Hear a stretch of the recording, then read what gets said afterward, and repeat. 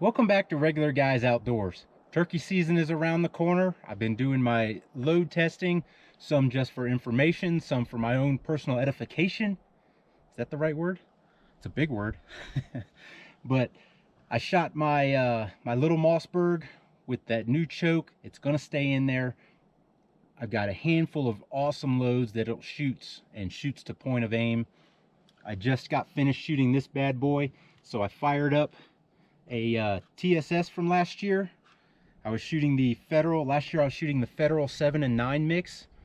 I don't have any more of those. I used my last one on the test of that choke tube, but I had a box of Federal number 9. So I moved my rear sight just a little bit to the left because last year my long range pattern, like 45 yards, was a touch to the right.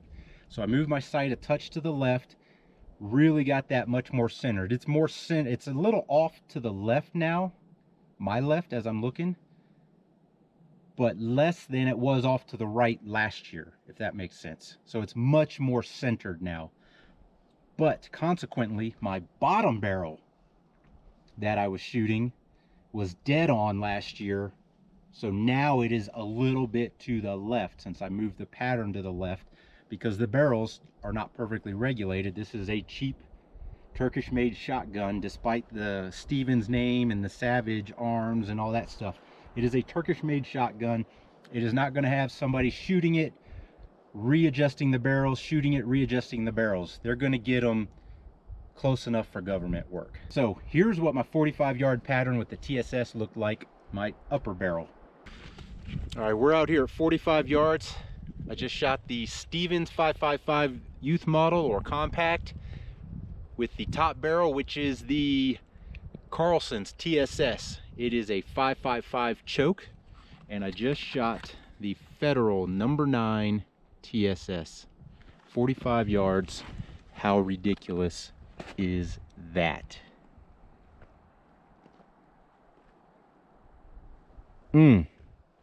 Wow. Now then I went and started playing around with what I'm going to use on my lower barrel. And so here's the 4 patterns of that. All right, so this is at 30 yards with my lower barrel, which has a True Lock Longbeard choke in it, and it is 565.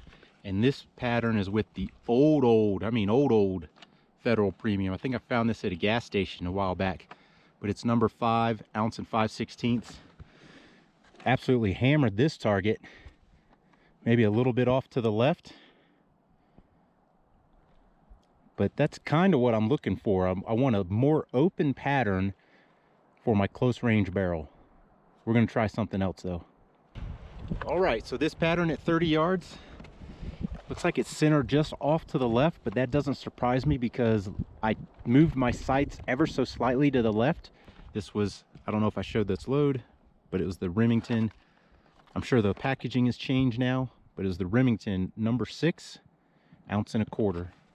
That's not bad. I think I'm going to try one more load. I'm going to use the load from last year. I only got 4 of those shells left. This is my load from last year. It's an old, I don't think they make this one anymore, but it was the cheaper version of Federal not too long ago. Really nice pattern at 30 yards, but it's off to the left. Like I said, I shifted my sights to the left to get my top barrel deader, more close to dead on at 45 yards. This was dead on last year, so now it's off to the left just a little bit. The Remington was much more centered. I got one more load to try. I apologize for the wind, but this pattern is with this Winchester number 4 load. Covered up the target pretty good. Obviously it centers a little bit to the left, like they all did actually. My top and bottom barrels just are not perfectly regulated for windage. If I center this barrel, then my top barrel will be off. If I center the top barrel, this barrel's off to the left a little. But this was a little more forgiving out here. Not bad. But I think I'm going to go with the Remington as my bottom barrel. If I run out, then I think these Winchesters go into it. If I run out of those, it's been an awesome season, and I'll throw in those Federals, the red box Federals. My go-to load for the bottom barrel is going to be this Remington load. Covered this target up pretty good, even though the center of the pattern was a bit to the left. Nice pattern, covered it up real nice. I think my backup, if I run out of those, I think I have 4 of those shells. We're going to go with the Winchester, and maybe with the Winchester I'll say it's not my 30-yard barrel and in, maybe it's a 25-yard barrel and in. Number 4 shot in a 20 gauge or even in a 12 gauge. Its biggest handicap is its pellet count. So even if it patterns fairly tight, it can still have some big holes in it just because there's not a lot of pellets, especially in just 1.25 ounces. So if you didn't see my Stevens 555 review of that over-under shotgun, this is the reason why I have 2 different chokes in the barrels with 2 different loads. My top barrel, my over barrel, if I push to the left, left is long. So I push the safety to the left, I get a long range barrel. Right now I got that bad boy dialed in at 45 yards with Federal number 9 TSS. If I take it to the right, and that's where it's going to stay on my under barrel, right up in your face. So my close range barrel, turkey's right up in your face. It also, I can move it very quietly to the left. If I need to click it from the under barrel to the over barrel, I can go to the left really smooth, really quiet. Vice versa, I can't. I can't manipulate it that well. So that's one reason. I got a very versatile shotgun. I can go long and short. Second reason is I just think it's cool. I got an over-under gun. I can choose what barrel I want. It's just kind of cool. Third reason is I got a pile of old 20 gauge turkey loads on the shelf, like that Federal red box. That hasn't been in production in at least 10 years, maybe 15. So using those on a bunch of 20 gauge turkey choke reviews isn't really relevant because nobody has that anymore. So I'd like to be able to burn those up on turkeys and save my TSS loads for the longer range turkeys. So I know that's an entire new gun with 2 chokes and all that to save a few bucks per shell, but I got a lot of those lower barrel shells. And last year I shot at least 2 birds right off the top of my head. Both of the ones in North Carolina were both bottom barrel birds. We call them bottom barrel birds. That means they're inside 30 yards, and I know it. From my eyeball, I know they're inside 30 yards. Now the price of TSS these days, TSS shot shells, is crazy. It is $45 to $50 a box of 5. So that is $9 to $10 a round, a shell. Very expensive. And it gives me pause.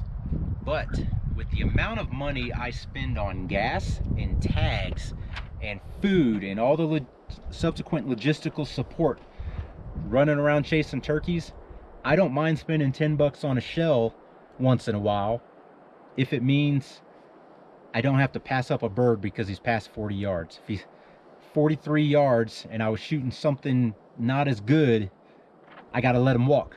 Well, Heavy Shot had their slogan, I think, is I came too far to miss. Well, my slogan is I drove way too far from Colorado to Florida to pass. So I came too far to pass. I don't want to pass shots because that bird is just on the backside of my effective range. TSS brings that effective range out there and brings that bird in nice and tight. I say tight, but you know what I mean. He is now in range. He is in the danger zone. Cost of TSS? No, I do not want to burn up $100 worth of shells. Unless that means I got 10 turkeys that year. I don't know.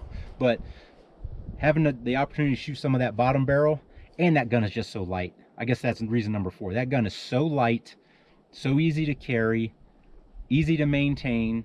Last year after the season, I took the buttstock off, took the wood off, and had everything off.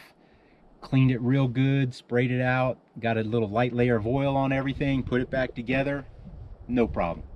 So I got confidence in that over-under gun.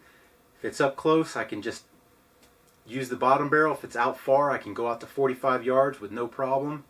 That's going to be my starting primary gun. I'm going to start with that gun. Now, like I said in that last Nebraska video, I did get another Grand Slam last year, single season Grand Slam. And this is what I've done with those 2 years, with 2020 and 2021's Grand Slam. I filmed this in the dark with my iPhone with the flash on, because otherwise the reflection is all I could really get on video coming off the cases. So this is what I did with my turkey tails. So for 2021, I made a single fan with the 4 different turkeys. So it's the Osceola, Miriam's, Eastern, and Rio. It came out really, really well. I was very happy with it. I kept the Miriam's as a Jake, shorter feathers here with a couple longer ones in the middle. So it's a Jake. And Osceola, and that guy right there. The one I did from 2020 is all the fans. So this is opposite. So this is the Rio, the Eastern, Miriam's, and the Osceola.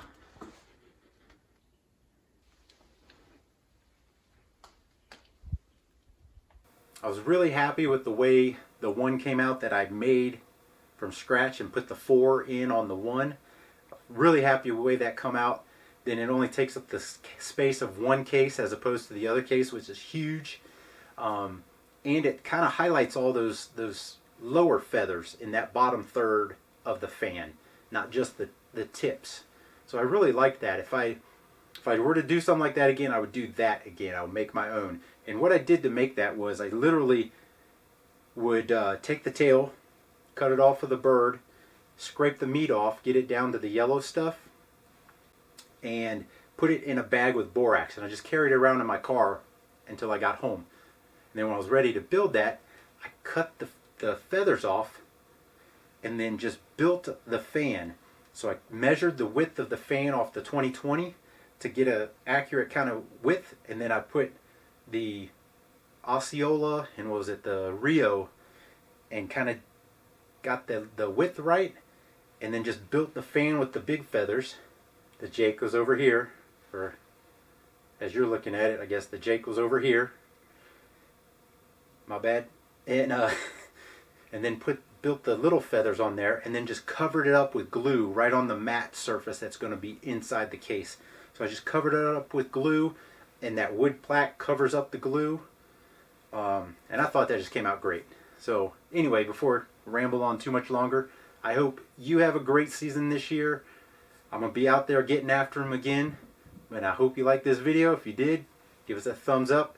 Hit the subscribe button down there. And as always, thanks for watching.